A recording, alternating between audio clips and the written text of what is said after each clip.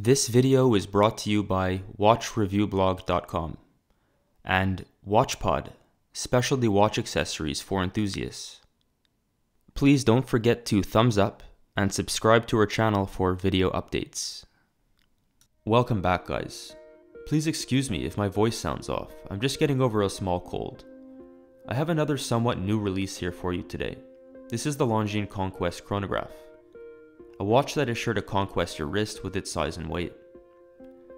Despite the upper echelon of sizing that Longines decided to go with here, the watch is indeed good looking, and upon closer inspection, the fit and finish is exceptional.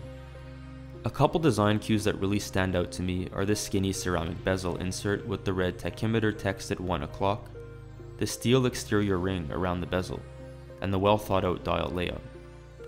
This watch gets big points for looking like an oversized Daytona Le Mans, but fails miserably in terms of proportions and sizing. Before we jump into the issues regarding the proportions, I will say that I love the dial for the eye-catching but simplified layout, and especially for the lack of date feature.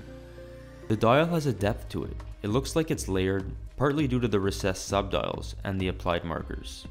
The silver sunburst subdials really contrast powerfully against the matte black background, and the red hands from the minute and hour counters complement the rest of the red accents found on the watch. The dial is well designed, but it has a lot happening in a small space. The longer you stare, the more detail you find, like the micro hashes on the outside of the silver ring. In theory, this watch is excellent, but in practice there's a detrimental downfall, and that brings us back to the fact that anyone with a wrist under 7¼ inches probably should steer clear of this watch. It's huge.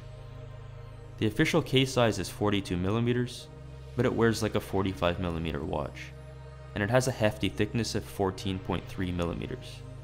It looks big and feels big. You might be wishing this is a "that's what she said" joke, but the reality is that that's the design of the Longines Conquest Chronograph.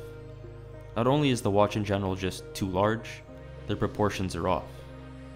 The bracelet is too skinny for the wide and thick case, the links are too small, and the taper is too strong. The bracelet feels like it was an afterthought for this watch. A watch of this size should at least have links that suit the size and width that flows down to the bracelet in proportion for a larger sized watch. The missed design cues here are frustrating because this could have easily been a much better watch with some minor tweaks of the above mentioned issues. Mind you, with all that said, if you do have a larger wrist, or if you're someone who just prefers larger watches, this could actually be an interesting prospect for you. Now, another gripe I have is the price point, which comes in at $3,650 US. That's at the upper end of pricing for a steel Longines sports watch, and you're still going to be stuck with an ETA movement. Not that ETA movements are bad, in the contrary, they're some of the most reliable and rugged movements available. But at this price point, you could opt for something with more exciting watchmaking from a different brand, with some cool details and decorations, especially since it has a display back window. That's about it for today, guys. I think you catch my drift. For more details about the Longines Conquest Chronograph, don't forget to check out our full review on the watchreviewblog.com.